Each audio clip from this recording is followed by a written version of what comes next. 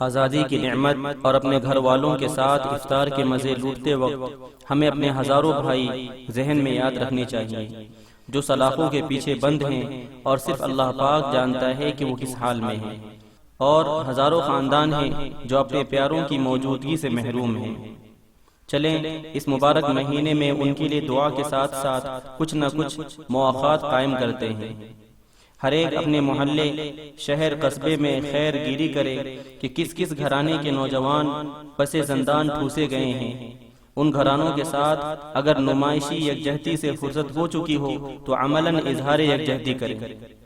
بوڑھے والدین کے سہارے چھین لیے گئے ہوں تو ان گھروں میں محلے کے، شہر کے نوجوان بیٹے بننے کی باری مقرر کریں۔ ننھے بچوں کا باپ اٹھا لیا گیا ہو تو باپ بننے کی ذمہ داری قبول کریں۔ ننھے بچوں اور جوان خاتون کا ذمہ دار شوہر غائب کر دیا گیا ہو تو گھرانے کی ذمہ داری اٹھانے کی باری مقرر کریں۔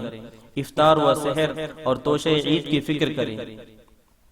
ملک سے باہر جہاں ہمارے بھائی واقعی باطل کے خلاف برسر پیکار ہوں، ان کے لیے خصوصی دعائیں کریں۔ قیدی کو آزاد دلانا اسلام کے مرکزی مشن میں سے ہے جسے ہم بھلا بیٹھے ہیں۔ آئیے اس رمضان میں اس مشن کو تازہ کریں، لفظاً نہیں عملاً، جس کی مختلف صورتیں اوپر ذکر کر دی گئی ہیں۔ یاد رہے ہمارے ملک میں قریب 85,000 مسلم جوان جیلوں میں اپنی زندگیاں گزار رہے ہیں۔ ان کو چھڑانا ہمارا فریضہ ہے، اسلامی انسانی تقاضا ہے۔ قیدیوں کو آزاد کرانے کی بڑی فضیلتیں وارد ہوئی ہیں۔